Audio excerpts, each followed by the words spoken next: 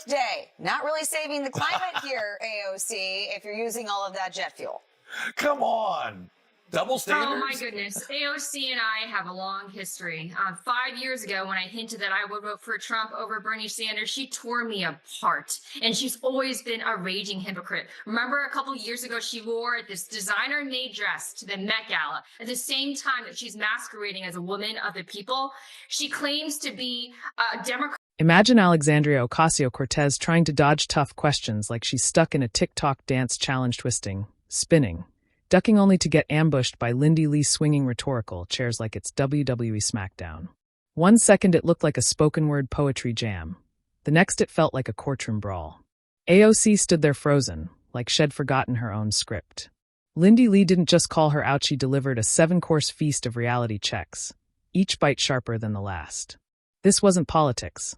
This was entertainment. And trust me, you're going to need popcorn for this showdown.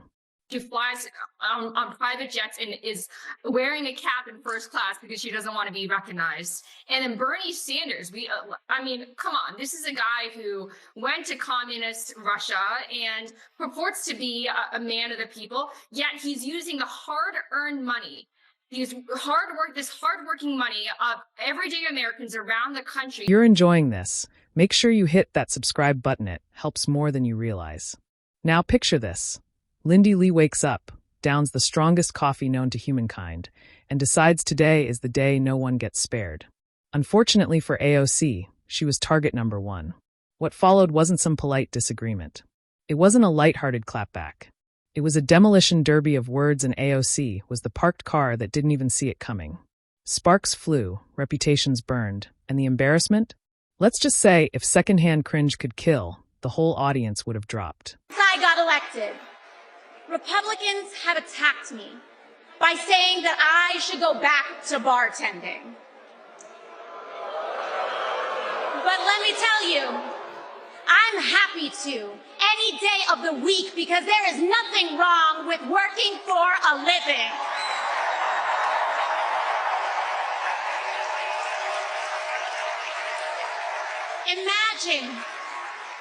Imagine having leaders in the White House who understand that. AOC tried to hold her ground, the way she always does, hand gestures sharp, dramatic pauses timed to the second, and that trademark "how dare you" glare.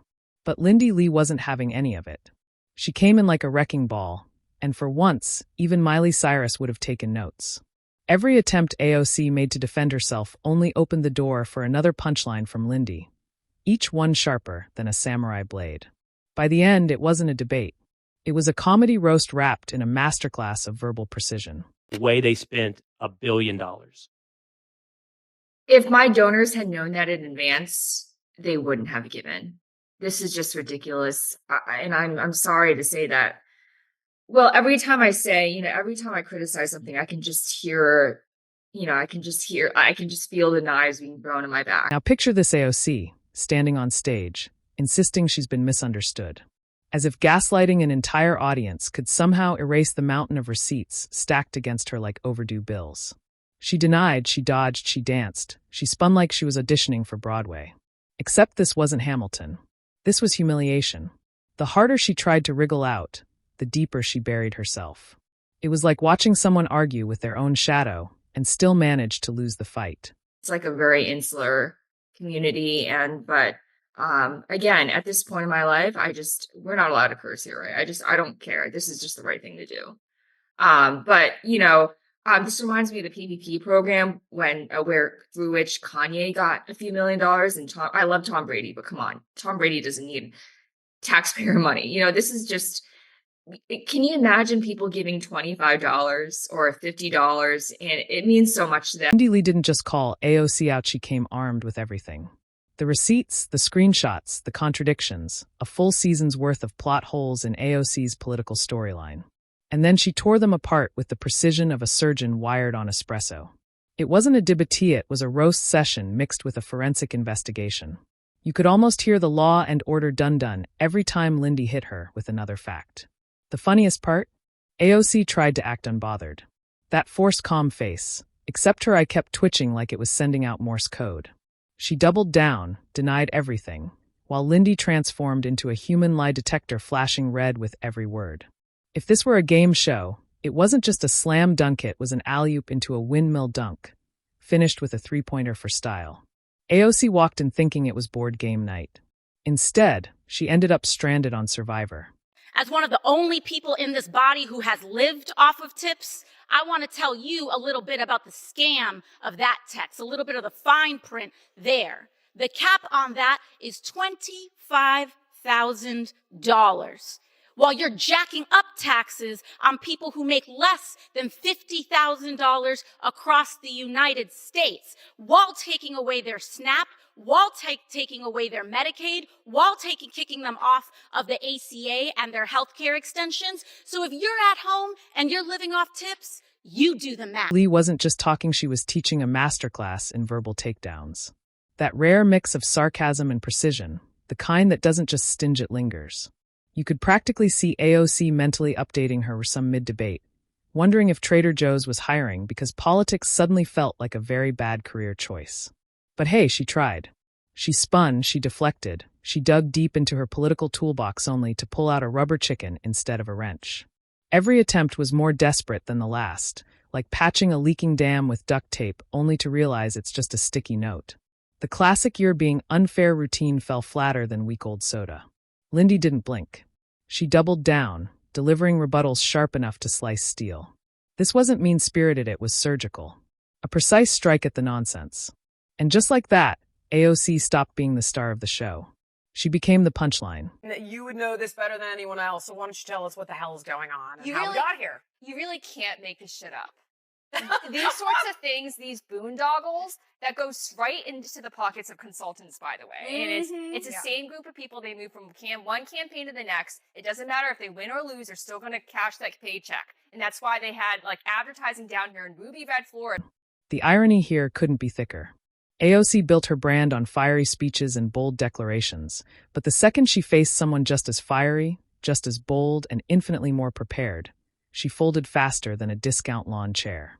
It was like watching a magician pull rabbits out of hats until Lindy Lee casually walked up and revealed the trap door to the entire audience. And hair-ace the twist, Lindy wasn't dismantling AOC for sport. She was doing it for every person who ever rolled their eyes at the contradictions, the half-truths, and the delusions. It was catharsis in real time. AOC thought she could bluff her way through, but she underestimated her opponent.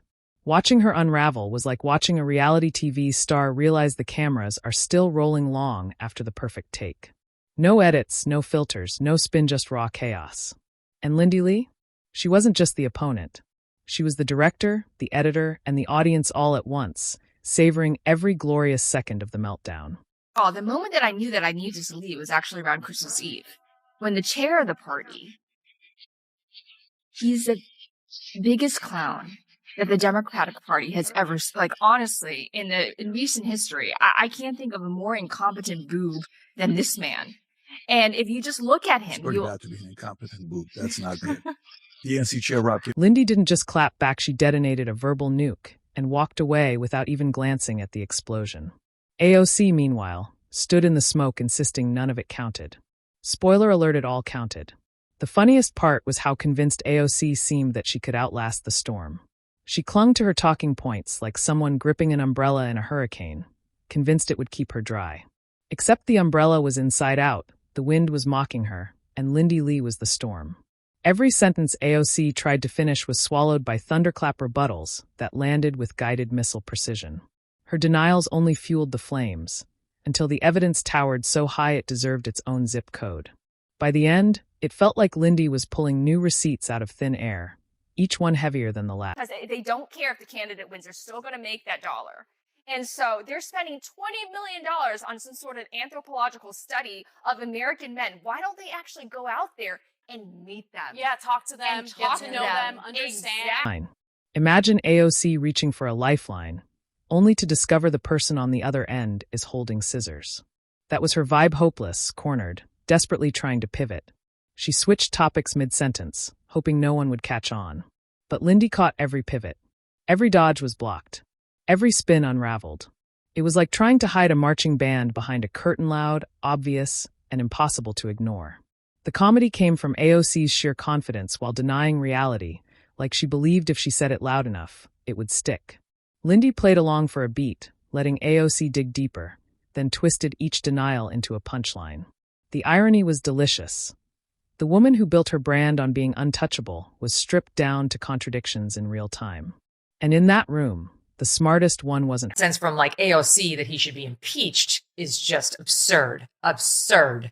There's no, okay, get back to me when you've read the Constitution or get a law degree, because you sound like an absolute fucking idiot.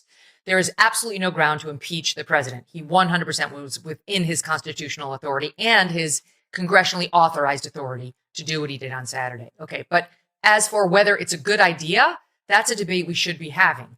And look, if we could get congressional approval of the specific action, fine, I'm okay with that too. If you want to bring it to Congress, go ahead and see how that goes. I don't think it's necessary, but 10. In that room, not only was AOC not the smartest, she wasn't even the most prepared. Lindy arrived like she'd been cramming for a final exam, while AOC looked like she didn't even know there was a test. And the audience reaction? Priceless. Gasps, side eyes, bursts of laughter, the kind of reaction that says, did she really just say that? Even people who weren't Lindy fans couldn't deny the spectacle. It was like watching someone insist the earth is flat while standing on a spinning globe. Fascinating, absurd, and impossible to look away from. What started as poise quickly curdled into panic. She repeated herself over and over, hoping repetition would make it sound convincing. Spoiler, it didn't. It landed like a bad remix of a song no one wanted to hear. Lindy's tone, sharp as a blade, cut through every weak attempt. The imbalance in the room wasn't just visible, it was radiating.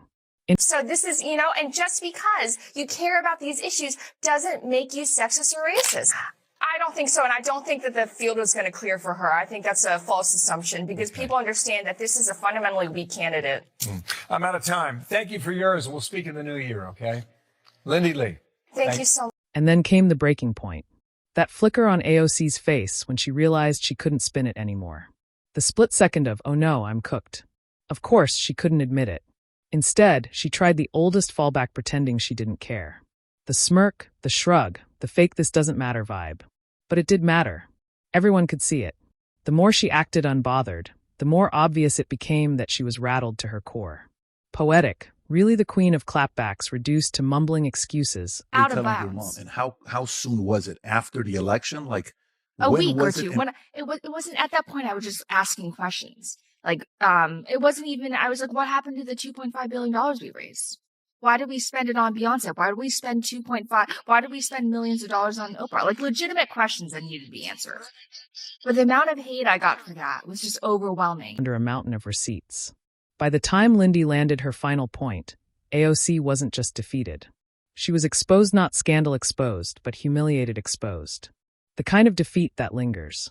Because scandals fade, but no one forgets the time someone got roasted so hard they couldn't even muster a comeback. And hair race the killer detail, Lindy didn't even gloat. She didn't bask, she didn't brag. She dropped the hammer, let the silence settle, and walked off like it was just another Tuesday. That's when you know it was brutal, when the winner doesn't even need to celebrate, because the loss screams for itself.